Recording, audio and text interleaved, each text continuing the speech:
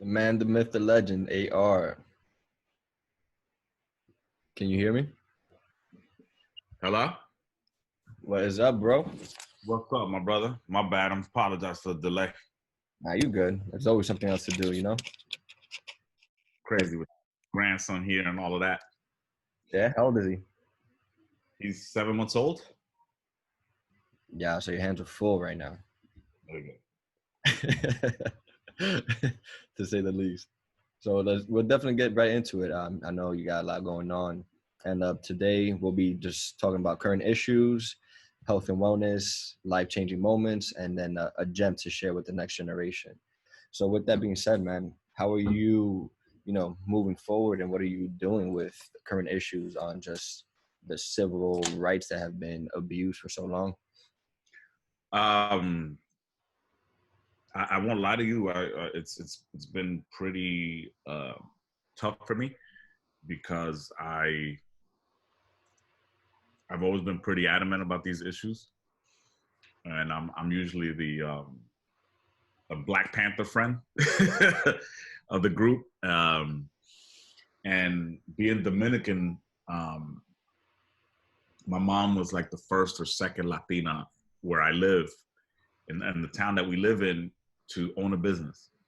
And although my mom is very fair skinned, my mom understood that we didn't get treated the same. And she always had an understanding that we also have African heritage, right? Um, and she, I remember when we were very young, she was the first person to say to me, um, if you're not white, yeah, we're Dominican, but if you're not white, you're black, and that was a reality because I grew up I grew up going to a predominantly white school because I went to private school, and all, 90, I want to say 95% of my classmates right up until 8th grade were white. And, I found it interesting later on in life that the only reason that I fit in was because I was a star athlete, during grammar school, and Got it. because I played baseball, because I was black, they just automatically assumed I played basketball. So I didn't even have to try out for the basketball. You For the were a starting point guard or shooting guard Yeah, like off the rip. I was the tallest one, so I was a forward right away. You know what I'm saying? Like they, or a center. And hold on a second. Sorry. Now you Gucci. And and I realized that had it not been for sports, and I've always had kind of I'm an introvert, right? Like I'm a recluse because I'm a writer, and that's how, as an artist, like that's how I am. But I've been an thank you. I've been an extrovert. I'm also an extrovert. I like to be around people and whatever. And between my personality and me being an athlete, I was accepted. It was cool. But the little girls weren't trying to like date me or be with me. My boys, um, white people have a funny way of, especially like Italians, they had a funny way of demeaning you and building you up at the same time. Like I was a pitcher and they would be like, oh, this Mulion can pitch really good. Like, damn, you just called me a nigga, but you also gave me a prop. Like, so they were really good at stuff like that. So you became very comfortable. It was like the norm. Yeah, it was the normal, and then you realize like this is what it was. But my mom would like check. She'd be like, "Nah, you different, and don't forget that." And the first time that I actually like, so I say all of this to say that it's brought up um, a lot of shit for me. Um, but the first time that I realized that I'm black and people won't accept me for that, and I don't normally talk about it, but my first crush in grammar school was, from second to eighth grade. Like she was my best friend, but I love this girl. But when it finally became my turn to like date her, that she was like, yeah, I like you and I want to date you. Like it had to be quiet because her parents wouldn't accept me because I get it. And it was just like, you were trying to figure out, is this love? What is this? Yeah, like what is like she dated a bunch of boys that I knew, I mean, we were kids, right? But she dated a bunch of boys that were white, and everybody knew throughout my whole grammar school career, right? Everybody knew when she had a little boyfriend or whatever, like anybody else. But when it was our time to be together, like we had to be a secret. And I was like, I don't understand. And one day she said to me, I mean, because and I'm like, nah, I don't know. Like, why I gotta be, why I gotta be the secret? She was like, my father and my mother really don't, they wouldn't approve. And it was the first time in my life that I had to stand up for myself because of the color of my skin. And I was like, well, then I don't want to fuck with you. Like, I don't want to be your boyfriend. Yeah, like I mean, me as a wait, 13 at the time, as a 13-year-old kid, like invested fully in my heart. You know what I'm saying? First time in love, bro. Yeah, like this the girl that I've been like pining over since the second grade. And the minute I supposedly got her, I got to be like, nah. Because one of the things, aside from my mom teaching me and my parents always teaching us about our heritage, was, they always instilled a value system of self, right? And you got to put yourself first. Like, you got to value yourself. You're important. And I realized, like, if you don't value me, then, you don't value me because of the color of my skin. You don't value me because I'm a human being. And I was like, nah, I ain't fucking with you. And from that moment on, I realized that this is how the world viewed us, right? Because it wasn't like they didn't hang out with me. You know what I'm saying? It was like cool until a certain extent or a certain situation. It wasn't like I wasn't accepted, right? So it was all fun and games until I had to come into your house, right? And even then, I could come into your house as a friend. But you want to date my daughter? You want to be part of my family? Nah, son, we ain't doing that. And that's when I understood fully at that moment as a kid, like, we definitely not the same. And they don't, no matter because here's the important part of that. She's a kid. She's a kid as well. It's instilled in her. It was passed down. Right. So the way I was taught to value my skin color, she was taught not to value it. Mm-hmm. Because if she did value it, she would have said, I don't give a fuck what you look like. You know what I'm saying? We're gonna be together, and I don't care what nobody said, because that don't matter to me. But she didn't do that. She knew, and there was something inside her that said, nah, this ain't right. I can't do this publicly, right? Because anything that anybody hides usually ain't the right thing, right? Right. So it's like a lot of white people, they'll have friends of color, right? But they don't really bring them over to their real gathering. They'll have that black picnic where they'll have a certain group of their, friends of color over, and that's what they'll do. But they won't really bring them over when their parents are over, when their cousins are over. You know what I'm saying? They don't really bring you around into their real circle.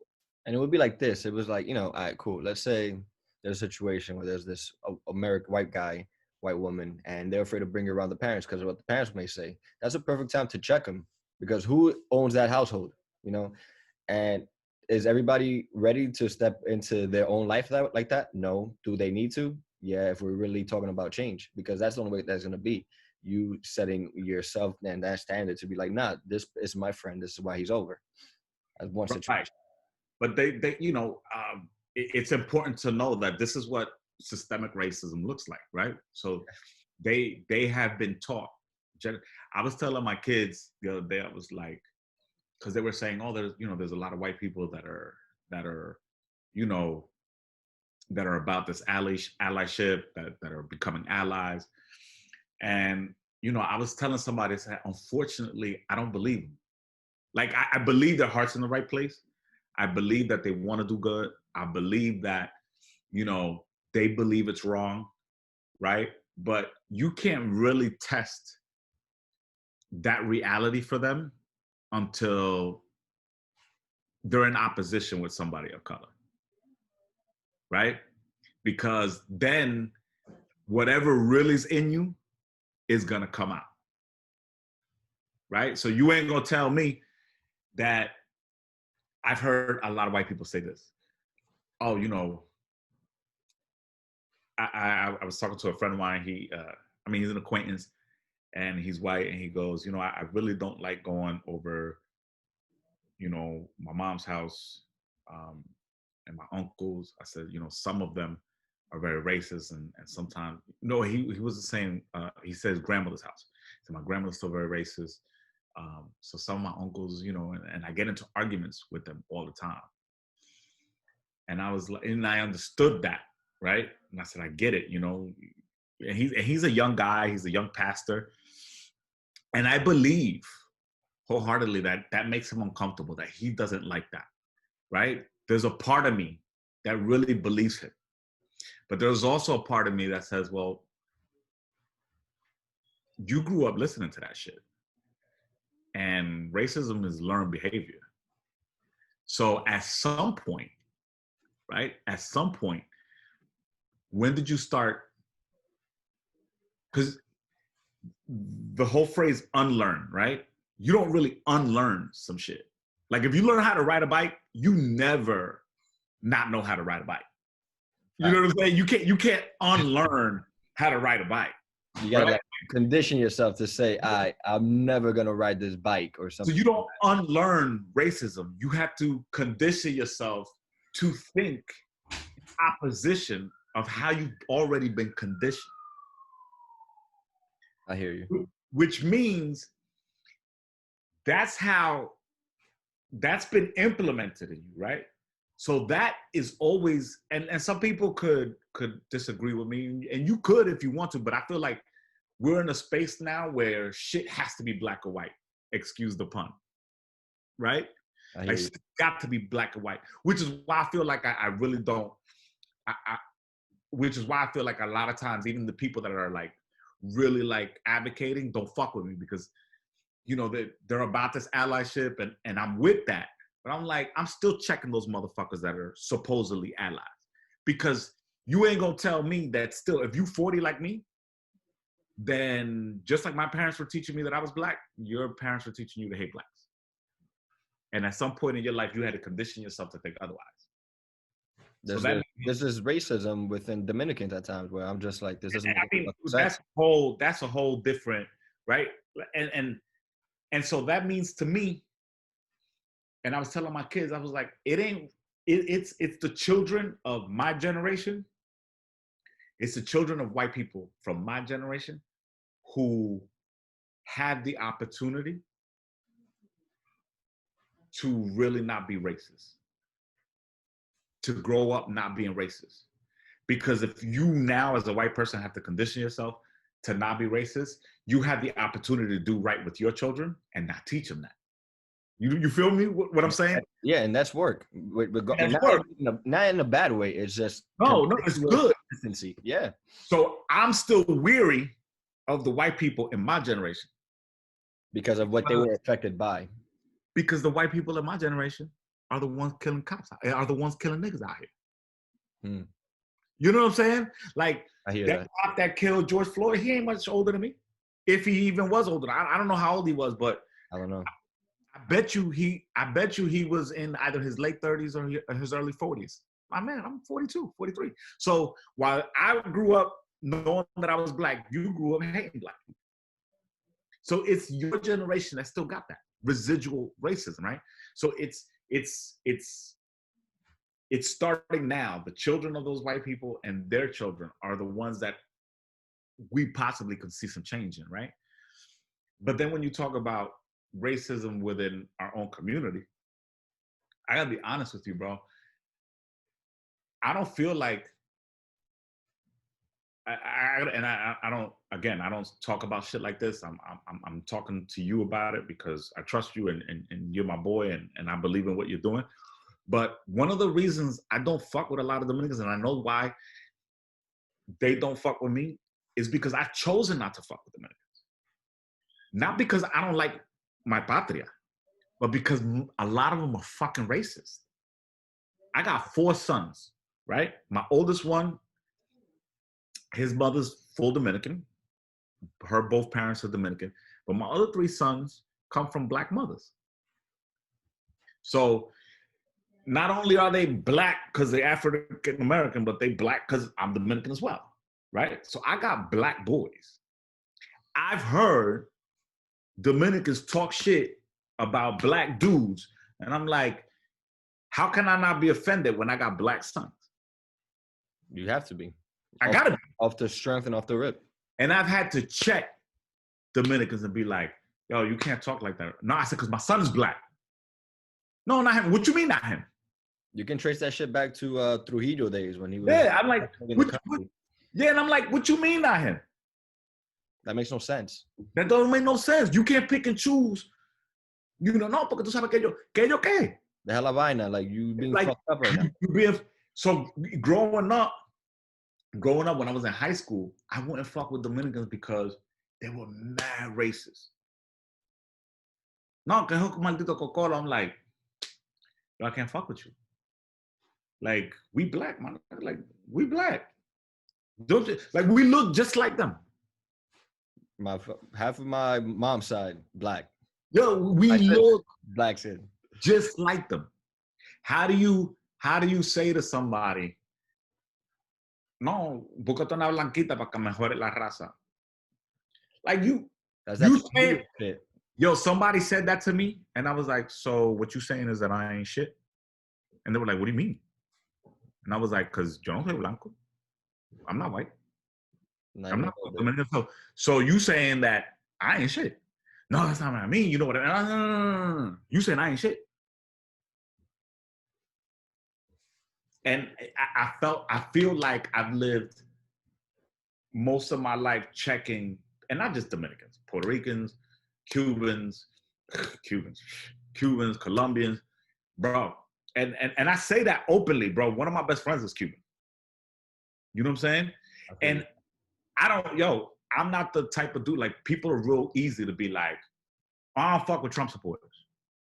My nigga, one of my best friends is Cuban and a Trump supporter, and that's my brother from another mother. It's just not that simple. It's not that. It's not that simple. Never. And he's one of the most kind-hearted people that I've ever met. And then I've seen some people that are black, fucking Dominican, and hate on us. And I'm like, and all pro-Obama, but you don't do shit for the community. Yet my Trump-loving white Cuban boy is more humane than most black people I know. And when I say black people, I mean all of us. Dominican, black, African American, like, you know, so it's just not that simple, right? But I felt like my whole life I've been fighting against people in my own community because it's systemic in us too. They say little shit, and I'm like, yeah, so where was that? And I can't let. I spent half my life. I always tell my friends, the people close to me, I'm like, yo, I spent half my life checking niggas. That's 21 years. You know, it's 21 years checking motherfuckers. More than that, because I started at 13 when I had to tell a little girl, you know, I spent almost 30 years checking motherfuckers. I was like, I'm out. Yo, and my circle has always, I've never had a lot of friends, Rafael, because of it. Not because I don't have you know me personally.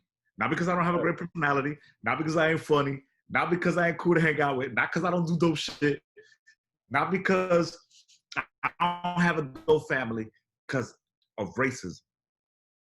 because of racism, I don't have a big circle of friends because I hear certain stuff and I'm like, I'm not fucking with you.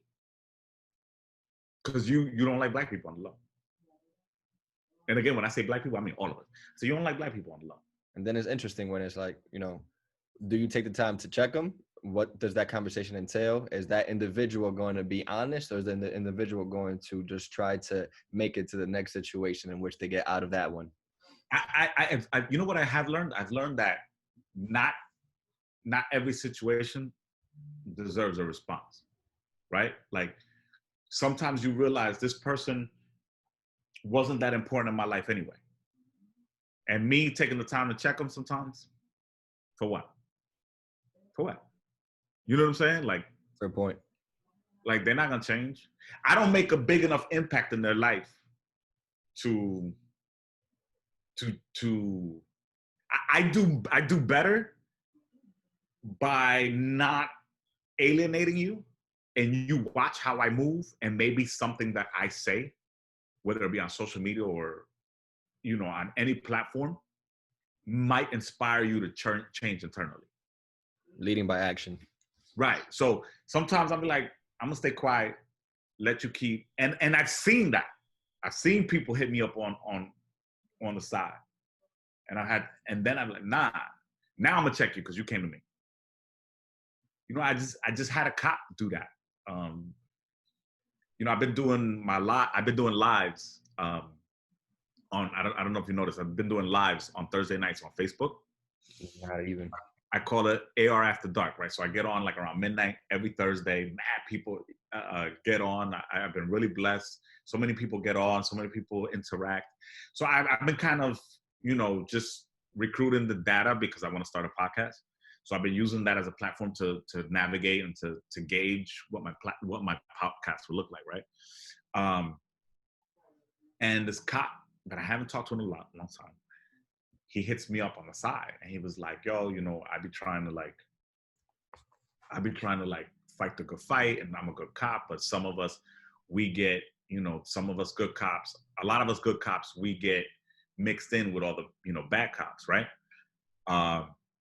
He goes, but you don't understand, man, there's so much politics. Like every time you're trying to do something, the politicians, the councilmen, the da-da-da-da-da-da, I let him talk, like bad paragraphs. I said, I'm here, I'm listening. Mad paragraph. And I said, you crying about good cops being lumped in with bad cops. We've had that issue always. Niggas got that issues forever. Cops were made for slaves. First I say, that is literally every black man's problem. That every time you see a black man, you think he's a bad dude. He gets lumped in with whatever bad apples. I said, D.L. Hughley says it best. The worst place to live is in a white man's imagination. They're not scared of the reality of us. What they're scared of is the idea they have of us in their head, the danger that we possess, right? And that ain't got nothing to do with us. That has everything to do with their insecurities and their inadequacies as men, as people. And I said to him, you crying over some shit that black people have had to cry about, that have been crying about for over 400 years. I said, and let me tell you something.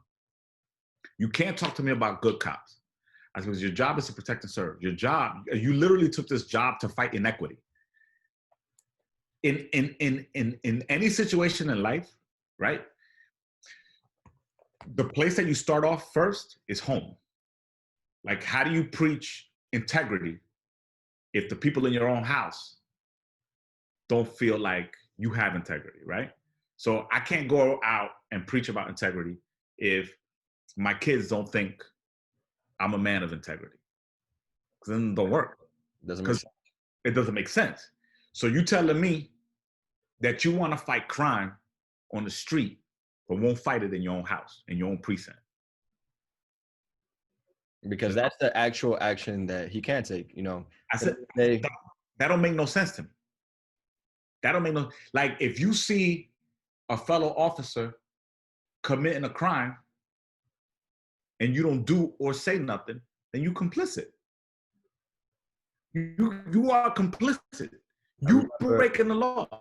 So you can't I said, are you talking to me about politics? This ain't got nothing about politics. This is a humanity issue. This is a humane issue. This is about your moral code as a human being, as a man. You literally took a job to provide justice. So if you can't provide justice in your own house because you're scared of being ostracized or being fired, that's not the job for you. It's not the job for you. It's something that they all take a paycheck for that. Now, if you really want to be it, you have to do those certain actions. I start at home. I said, you can't tell me that they silence you. Can't tell me that. With duct tape?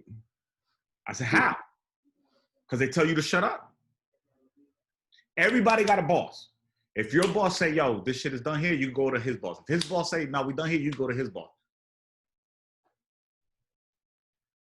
True. And then he'll ultimately be working the politics through that ladder. Like you gotta say. And in this day and age, everybody got a platform.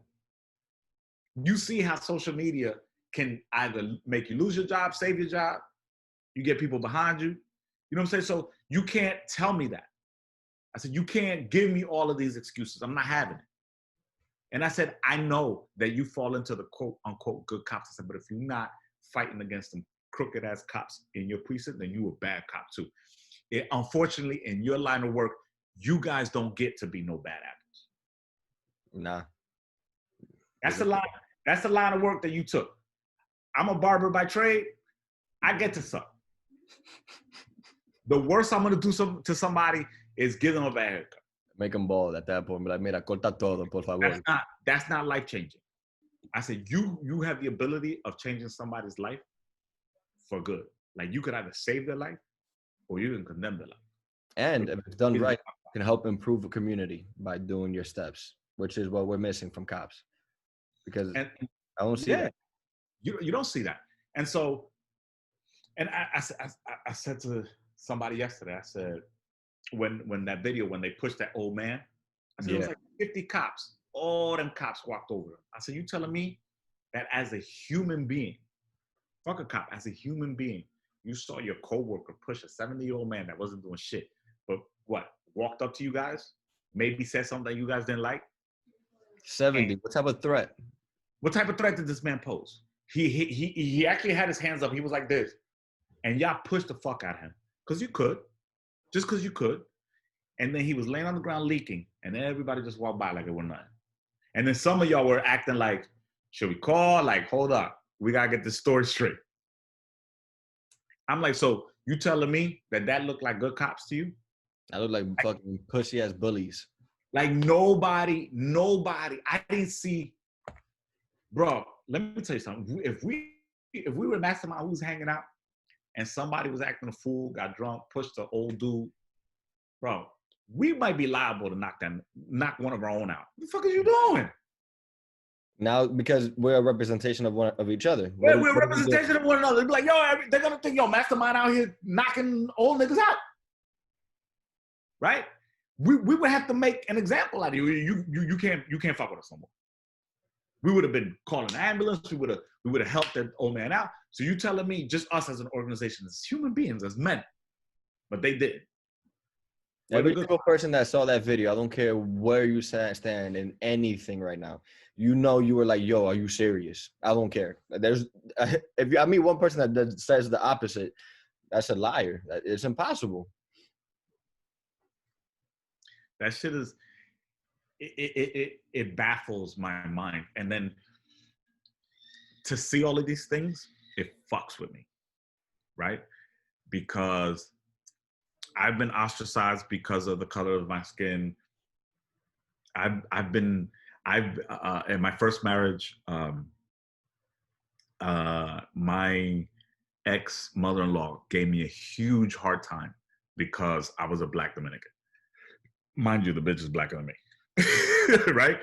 And she gave me a huge fucking problem because I looked the way I look. Mind you, I own my own business.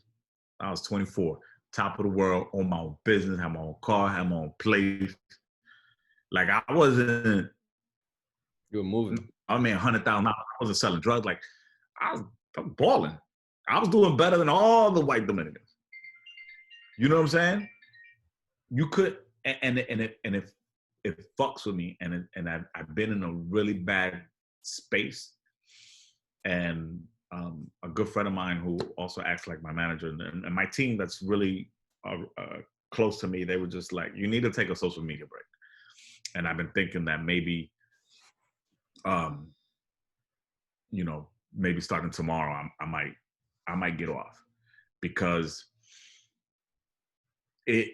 I'm not okay. I actually just wrote a piece that I'm probably going to release today or tomorrow. That's called "I'm Not Okay," because I'm not okay. Like it's affected me in a way, because I don't understand how in 2020 we're still like. I went to these protests, bro, and I thought it was gonna make me feel better, right? And I was complaining to my team, and my team is very close to me. They talk to me every day. They help me handle all my artistic shit, and everybody's been kind of talking me off the ledge, like, nah, you got to stay home with your kids. You can't be out there. So finally, this past weekend, I said, I can't hold it anymore. I'm going. So I went to a march or two. And the first one I went to, bro, to be honest with you, I thought like, yes, I'm out here now. Black Lives Matter, no justice, no peace. Like, it's going to make me feel better. And as I was walking, I was so angry. I was so depressed. I saw groups of white people that should have made me happy. It made me angry, because I questioned, like, why you out here doing so much? Like it just, what I realized is that I'm just like angry. And I was angry because I was like, why do we even have to do this in 2020? Why do we have to even still be protesting? Like that shit don't make no sense to me. And have you ever heard? Huh? As a species, it makes no sense. Like we out here, like Michael Che, the comedian, he says, the homosexual, the LGBT community is out here fighting for equal rights. He goes, do you realize that as Black people, we were just out here fighting for civil rights? Just be civil. Yeah, can we get that? And matters. Like, can we have matters? Like, yeah, can we just matter? Like, can we just matter? Like, people really, I've been telling my kids this. I said, people hate Black people so much that when you say that their life matters, they fucking hate you for it. No, we matter too. How? So, like, you've owned this country the whole time. Can we get it? Like, can we? And I was telling that to my kids. I was like, we can't even get equal. I said, do you know what it is to be fighting just so we can be equal to somebody? That we still got to march? Yo, I felt worse when I came back from the march than when I went. There was a lot of energy. And I felt worse. Like, I was happy to see us as a community together, but I was so saddened that we still had to fucking do this shit. Like, that made me angry, Ralph, because I'm like, yo, why the fuck do we actually have to be in the middle of the fucking street with signs doing this shit? Shit don't make no sense to me. It's not sticking, and I feel like that's the issue that we're missing. We have to understand. I put up a couple stories today where it's like there's courts in every system: the city, the state, the region, federal. And I'm reading up on this now because I know I'm not as educated as I need to be able to help with what I want to help with. Where it's like, until we understand all the ideas that we want to become a law, we're not gonna get nowhere, because those ideas need to become a bill. We need to have the connections to be able to tell representatives, yo, we need to make the moves. And there was a video that Denise sent me from Eric Adams' office that it talks about how we need to start having the right people in different positions, in a sense, quote unquote, infiltrating, so that we can get shit moved on. This is going to be something that's going to take time. But I feel like with the Martin Luther King ones, they passed the Civil Rights Act. It was an act. We need laws. We need shit that is that's put into the Constitution. So it doesn't make sense that we still need to be on these streets at all. And then I think we're focusing so much on marching and protesting that people got to put your money where your mouth is. Like called before this capitalism. Like money. What people don't understand about the civil rights movement is that the reason why it was so effective is because then Black people turned their dollars into their own community, right? And the finances is what moves legislation, right?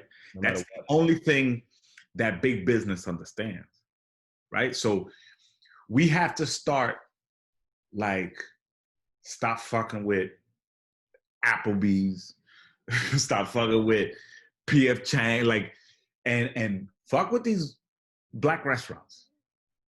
Fuck with the restaurants in your community. They got better food and it's cheaper. There's this Jamaican spot around here that is fire.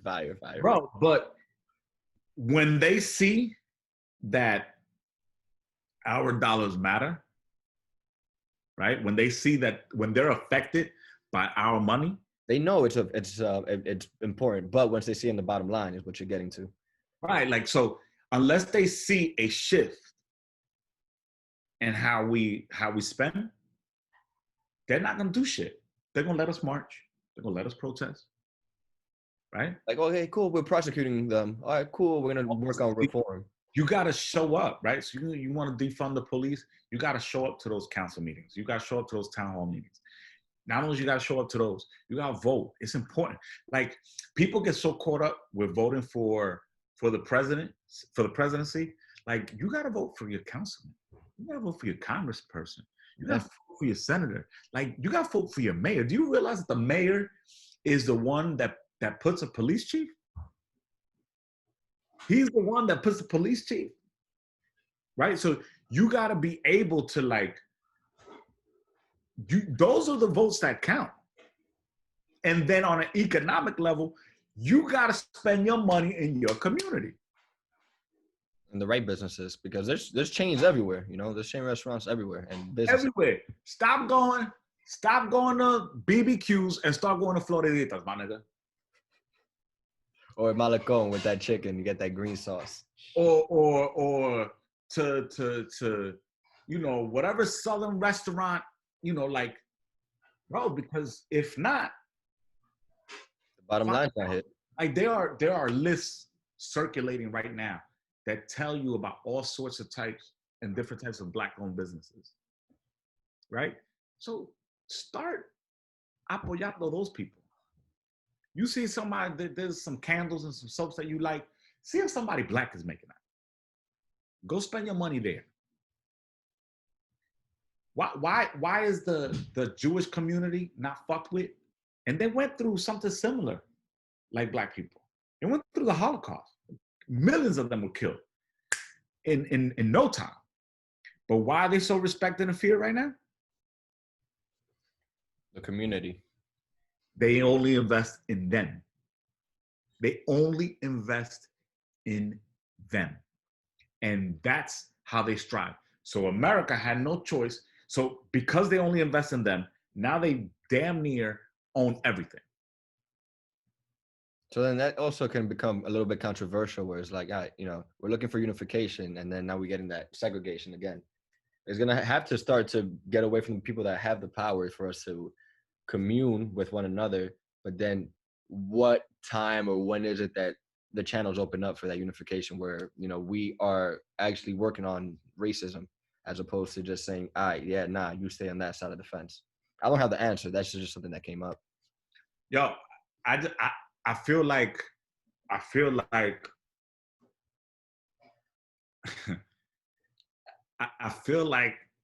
we always trying to please somebody, right? And then we always put ourselves last. We always trying to please somebody, and because of it, we always end up putting ourselves last. Just because somebody's an ally, that don't make them part of your team. That don't make them part of that immediate circle. You want help? Fine. But this is the time for us to be selfish. It's been time for us to be selfish. We can't feel bad about that. How are we going to successfully unify with everybody else when we're still struggling to unify within ourselves? We got to focus on us first. They focused on them forever. That's a good point. And that's why till this day they literally can put their foot on our neck. Right? So we're gonna feel bad because we want to be the bigger person. Fuck that. Fuck that. I want to be the bigger person. It seems to me like the bigger person always gets knocked out. David and Goliath. Knocked out. Gone. You know, we gotta be the small nigga that is a real problem. In the hood, they're usually strapped up. It don't make no sense otherwise. It don't make no sense otherwise. All right, well, what David and Goliath was interesting was that I don't think they mentioned it too much. David didn't know that Goliath, that who was the one that David won, right? Yeah. David had small little victories against like animals and other like victors. But so when he met Goliath was just like, he ain't shit. But to that point, you know, we continue to invest into the children, the communities, the right way. Anybody that seems as a big threat, now we're here strong. So if you really are here about this partnership, this is what it's gonna look like. Yo, I get that shit all the time. Oh, why are you so extreme against white? Because at the end, they're not for us. They're not for us. You're not for me. And you don't know. Somebody said to me, oh, I don't have to experience your trauma to empathize with you. Yes, the fuck you do. Because if you don't know what it's like to have to get in your car, and when you see a cop, fix your posture, make sure your hat isn't on, have your hands on 10 and 2 while you have a valid fucking driver's license and you got a business and you are an upstanding citizen. But just because of the way you look, you could get stopped and killed. You can't empathize with that because you don't know what it's like to live in fear of the man. Or if you try to ask them a question before they ask you a question, like, oh no, give me this first. I'm like, yo, you serious? You can't empathize with me. You can't sympathize. You can't empathize because you have not walked on this earth having a fear of fucking thing. Nothing. The fears are different, but it's not something where it's life and death like that. I wish I had your fears. Most of your fears are made up by you. Like if you never had to, if bro, I have a 26-year-old son, and every time my son lives in the same building, and from my window I can see his parking spot. Every time that boy leaves, that shit gives me anxiety. And that boy can't sit still. Moving all the time. But I know that because of the way he looks, and my son has done jail time. So I know that because of the way my son looks, I know that if he gets stopped and they pull up his record, right? My son went to jail for murder. He wasn't the one that did it, but he was with somebody that killed somebody, right? Mm-hmm. So that comes up. Okay, yeah, you took a plea and you plead for eluding whatever, like some bullshit, but all of that comes up. And now they're gonna be on high alert from the imagination that this guy is out here, as opposed to my son got stopped by the cops.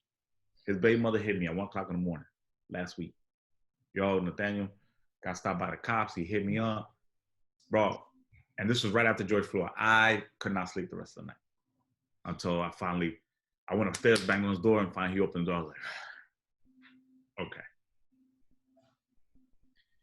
As a white person, you don't go through that. As a parent, no. White parent, you don't go through that. So how the fuck you empathize with me? You don't know what that's like. Oh, but I worry about my children, not the way I do.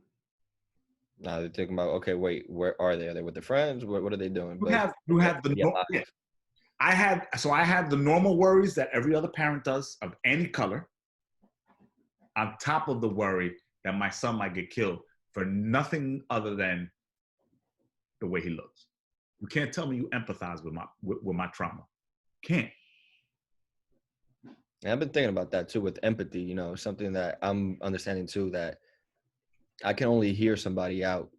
True empathy. I would need to, because what a person is feeling, as opposed to me empathizing, is not the same shit. Because of all the variables of who you are from your past, who you are standing in today and right now, to be able to experience whatever it is that is affecting you in that way. How can I ever put myself in that shoe? I can hear you for sure, but to empathize truly, I don't think it's possible. Listen, in order to empathize, right, you have to. So when you sympathize, it's because you went through the same thing, right? Mm. Let's say, okay, your son went to jail, my son went to jail. I can sympathize with you. I know what that's like. I went through that, right? When you empathize, it's because you understand, and I can share those feelings. I know someone, in my family that went through that. Okay, none of my children, but I know, my cousin's son went through that. I had to share his feelings. When you white, when did you ever share my feelings, my fears as a black man? Never. How do you even understand it? It's not When it's not something you you can't, go through. Yeah. you can't. You ain't never had to walk through. You don't know nobody in your family that's had that issue. You don't know. They even treat white trash people different. Even if you white trash, they still not killing y'all. Nah, hell no, they're not. They might treat you. Listen, cops might treat you like shit because you some, quote unquote white trash redneck shit. They ain't killing you just because you white trash. Nah. You gonna tell me that a motherfucker selling a Lucy is more dangerous than one of these white kids that fucking, or one of these dudes that bombs or shoots, and they end up arresting this motherfucker with no problems. Put him in the hand, put your head down in the car, give him water. Because Like, somebody they stopped at Burger King with one kid, supposedly. bro, listen to how fucked up they are. Usually, these white motherfuckers that do that, these mass killings, they're killing your own white people. They're killing your own white people. They ain't killing us. They're killing your own white people. And still, you showed them more mercy than a black dude that wasn't even around no white people. Not even in a white community. Like, it wasn't like they stopped them in a white suburb and they were like, "You don't belong here, nigga. We're gonna kill you." No, you stopped him in his community, on his block, and killed him in his community. But the white kid that's killing y'all show more humanity to that boy. Does that make sense to you? Never. Because you would think, right, that motherfucker, you would be angry with him because he's killing your people. He's killing kids that look like you. He's killing men and women that look like you. You would think you would want to fucking kill this motherfucker. Nope. No, he's just crazy. He won't go to actual an adult prison. He's got mental issues. We gotta treat him with kick love. That's real fucking hatred, my nigga. Look at the Central Park Five. They did adult years, and they were what, 13? The youngest one was like 13 years old. To then say that wasn't them. 20 years after in the system. That's it. What kind of hatred is that? You gonna tell me that that's normal? That's systemic, like you said. You're gonna tell me that they all don't have this form of racism coursing through their veins? When they don't get angry because they killed a black man, but they get angry because black people are looting. But don't get anger of not knowing how to express it, because now it's just like, yo, I need to do something. But don't get angry when he wants to come with me. No, just bring it so you can sit down. But don't get angry when they're fucking rioting and looting because they want a hockey game. That make no sense. That don't make no sense. And then you telling me, okay, you a white person, you not like that. Okay. bet you know white people like that. You telling me you've been going around your whole life black powering it. Don't talk like that, Susan. Don't talk like that, Tommy, standing up for black people in your white barbecues. That's upstanding. That's over excelling. No, you're not doing that. You might not like it, but you ain't saying nothing. Makes you complicit. But now you want to come to the protest and make your little fucking signs. And I'm supposed to believe you? Nah, B, I don't believe it. I ain't gonna tell you to leave, because we need to act like shit, right?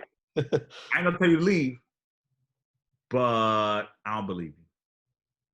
There's gonna be this consistency of showing up the right way, and whatever that right way means, and being able to just do their part. You know, it's not gonna be an overnight thing ever. But here's the thing, right? It doesn't even make up for the years of all the unfortunate situations. But if I have to question your motives of being here, why are you here? Because you feel guilty? Because you want the people around you? Because maybe you live in a community where it's very diverse and you want your black people friends or people that are in your community, that you want to show them that you stand with them? Or like what? I question white people that come to protest.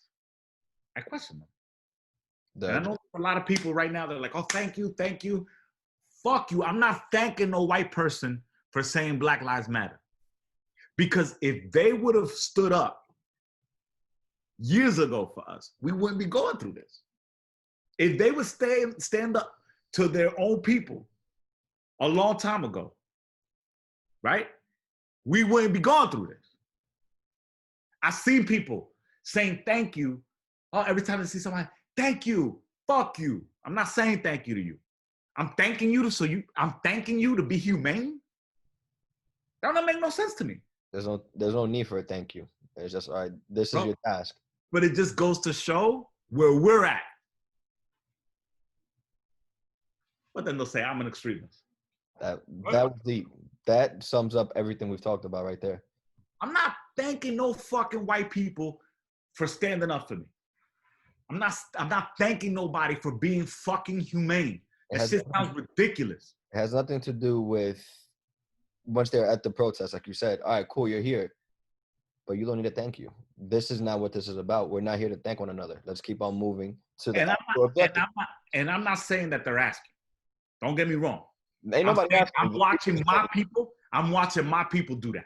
And then that's what started to kill you and hurt you inside. It killed me because I'm like, what are you thanking them for? And then I see influencers like, you know, they get on these Zoom calls and on these lives with white people, and they're like, yes, thank you for your allyship. Thank you. There's so much work to be done. Thank you. There's work to be done. Thank you for what, motherfucker? For being human?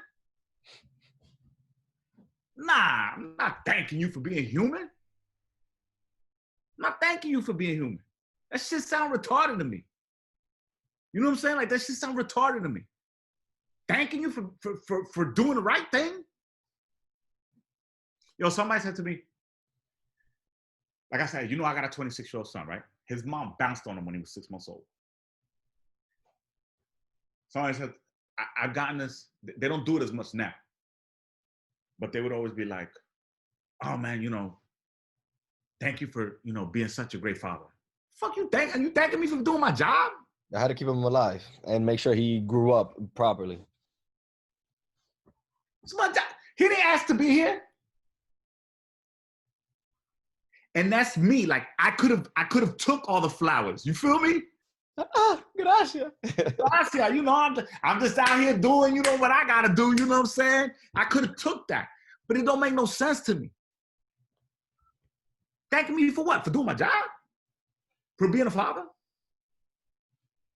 Yeah, I don't see people going around thanking mothers, single mothers, for doing what they were supposed to do. And we do because that's been an issue, especially in our communities. Right? Mothers raising boys to turn men. Yeah, but you can't thank. Why do you have to thank people to do the right fucking thing? I think that kind of shows where we are, like you said, where we are as a community, as just a species. We are not doing our part in everything that we've created. Everything is a system and a structure. There's obviously fucked up systems. There are systems that can work. If we don't show up, even for example, something simple as throwing out garbage, you're gonna have a house that smells like shit with a bunch of flies. And that's where we are as a nation. And that's just the fact of the matter is, what will it take for people to continue to show up in their lives? You know, I'm just another Yeah, that like question alone is to solve a $1 trillion issue. But I think what you have coming for you will be perfect with that binge from social media. If you go writing, I can only imagine what thought provoking things you come up with. nigga, I don't get it. I don't like a lot of this shit baffles the fuck out of me. It just baffles me. You know, it just this is where we at. This shit don't make no sense to me. Um, but Nah, I that feel you, man. that's where I've been on this. You know, and I don't know, man. I, you know, things are changing. Um, and I just hope that this feeling doesn't subside. You know, and I hope that Of people, change. yeah, I'm hoping that this enough was enough, because it's always enough is enough, and then we get enough. It really does come down to how we start to get into all of these systems, the bills that become law, and really trying to make this one coordinated attack where it's from many cities, many regions, states, and we're like, all right, cool, we're going. This is the agenda. These are the agendas. Can we all hit this shit as a nation? Now we'll see who to take out of police systems, who should not even have a gun in their disposal, who is not even emotionally in depth to be able to protect and serve people. Um, but there's so much to it where now we can really rebuild the mind of people from urban communities because they feel safe enough because the laws are in place. Unfortunately, there still may be situations, and we're gonna have to tinker shit. That's just how any project works. But like you said, that which is very, very important. This enough as enough has to be the last one because if not, el una guerra that's coming next. I don't care. The next one's gonna be a crazy war. I'm assuming, like a civil war. If we have that type of resolve, Yeah, that's deep. if we have that type of resolve, And, and I know you're ready for all the smoke. I'm ready for all the smoke, B. I started working out. I got a gun. I'm telling you, Bro, I've been building leaders in my garage gym. You have no idea. I've been. I see. I've been looking at motherfuckers like, don't be ready. Don't be ready. Niggas out here, these white niggas got AR-15s and shit. I wouldn't have got me one. All right. With the name. Because I want to be ready too. So AR went and got himself an AR. Nah, because you gonna have to match 5 with 5. It's the reality. If it gets to that point, that is the true reality. And I don't think people are understanding that to the extent of, all right, now we're fighting for our rights. The word fight is a literal fight. Do you get that? I feel like even with the protest, cool, you're out and about. And if you're not ready for what's about to happen, go the fuck home because you will get tear gassed. You could get hit with a rubber bullet. If you're not about that, vete para la casa because this is just the cause and effect of being out here. If you are, cool. Here's a weapon. Let's keep marching forward. Yo, I've been telling some people, I'm like, yo, don't get mad. I mean, I know we're mad. I said, but in addition to being mad, go get a gun license. Be focused. Go get a fucking gun license and then go get a gun. I said, you want to see some gun reform? Let a bunch of black people start buying guns. Mm. And then that'll be some bullshit because that's the Right. unfairness. Right. But at least by then we'll have guns. Like that's like you want to fire. Stop bringing a knife to a gunfight. Stop bringing a knife to a gunfight. You're gonna be laying down right next to that knife. Be ready, because when the shit pop off, everybody that's holding a knife and some fists is gonna lose. Off the rip. Now that's less numbers. If we're looking at stats and real logic, Think about this, right? In all the states in this country, if you have a charge on your record, you can't vote and you can't get a gun license, right? mm-hmm. Can't get a firearm license, right? So why do you think part of the reason is why they charge and convict so many of us? Less people. So we can't vote, and so we can't arm ourselves. Think about. So when it's time to go for a civil war, the first part of the civil war is mental, right? It's just Strategy. it's ground war, right? Like it's voting in the polls. It's putting people in place. We can't fight there. And then if the fight spills out into the streets, into a gunfight, we don't have a gun either. They would try to disarm us every single way they can. That is a large part of the reason why they convict so many of us. That's honestly, that's an intelligent tactical move. And there's a Netflix documentary. I don't know if you've seen it. It's called 13th. Great. Talks about just how it went from 300,000 people in the 70s in jails to I think 2014 to 2 million people. If you just look at the demographics and the percentage, Yep. less soldiers. Those soldiers are ready, but they can't carry, can't vote. What good is a soldier without a weapon? And the weapon of voting and the actual weapon, nothing. What good is a soldier without a weapon? You can't vote with your patriotism, and you can't fight without no weapon. There had to be some point, I don't know when, I'm still a newborn in a sense to the world, where people started to think that the reality of life is not the reality. I don't know if it was when TV came out or what the fuck happened, but a lot of people are just in this distorted reality where they don't think shit can go left, right, south, north, east, west, like that. Man. So, yo, dude, I know we could chat forever. I don't want to take up too much of your time. I'm gonna just ask one more question. Sure. What would be the one gem you'd like to share to the next generation? Wow.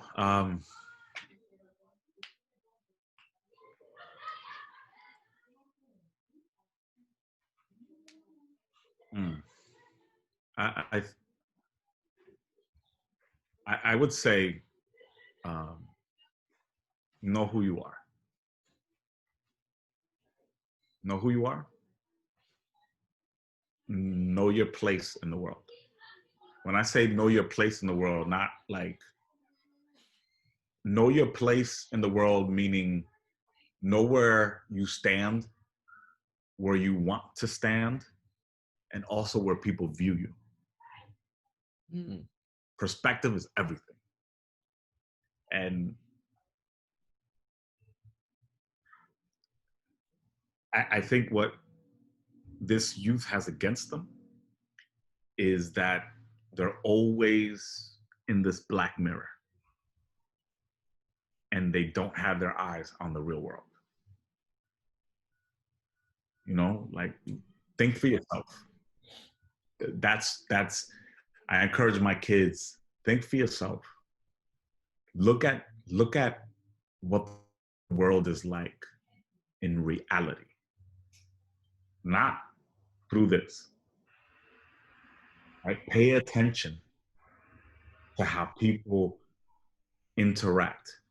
Know where your place is everywhere you go. That's important. You got to know who you are and what's your place everywhere you go. Then you can make a Because play chess, not checkers. Think about who you are. Think about who you want to be. Think about what kind of impact you want to make on the world. The impact that young people can make are not going to be able to be read in any book. They're not going to be able to read it in any book.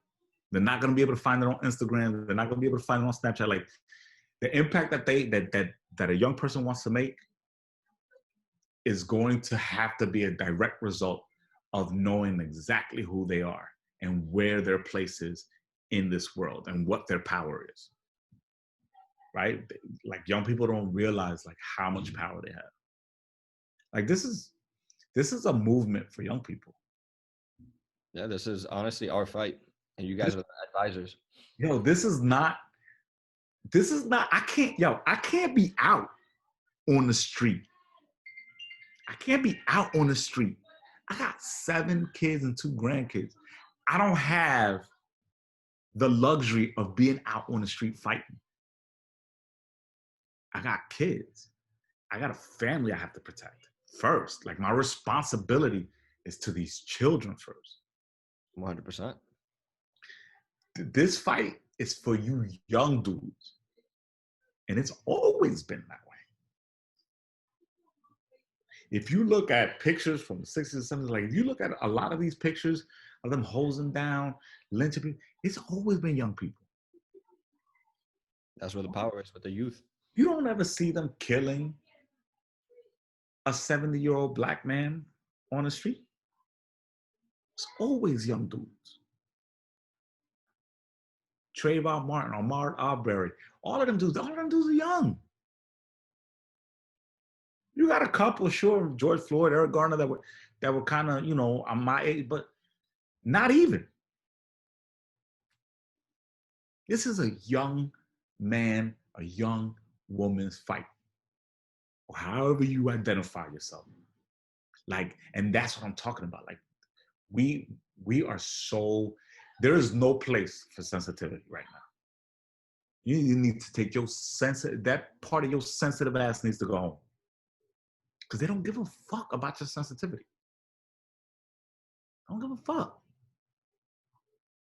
They don't give a fuck. Young people need to realize that they don't give a fuck. They don't give a fuck about y'all. Matter of fact, you can see with the type of legislation that they pass, the type of law that they pass, it's not made for young people.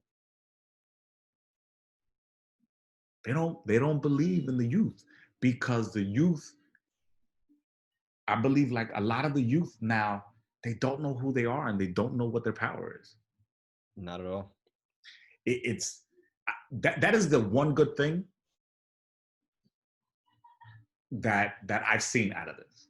All of these young people taken to the streets. Because you got the energy.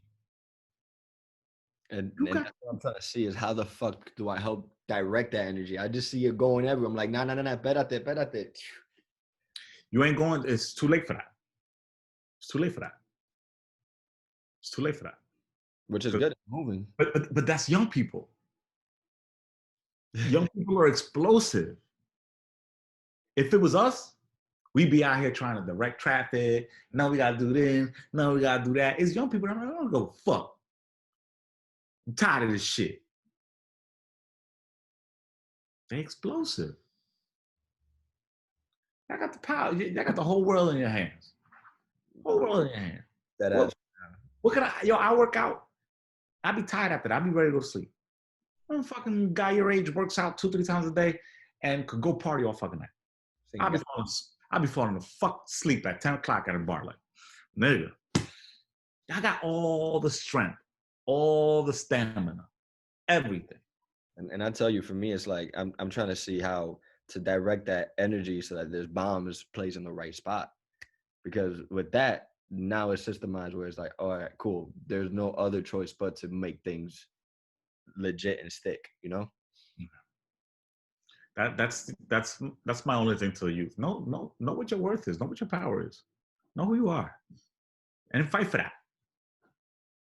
Unapologetically. Fight for us. Fight for it. Fight for it. Because some of us, older, we get angry and then we like don't give a fuck. And then when that anger subsides a little bit, we start to kind of, you know, because then we start to think about how much we got to lose. Now people ain't got nothing to lose. They ain't got nothing. You know, they ain't got nothing. So they ain't fuck. Yes, go out there and fuck shit up. Yo, and then motherfuckers marching all day, every day. Awesome. I can't do that. If I wanted to, I want to. I can't do it.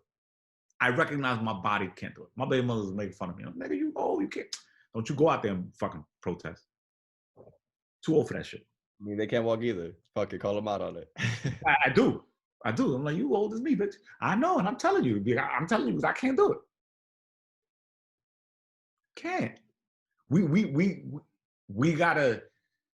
All I can do is talk to y'all and offer you a perspective that y'all not seeing, and hopefully you can use that as a directional tool. All we can do at my age is offer our wisdom. Yeah.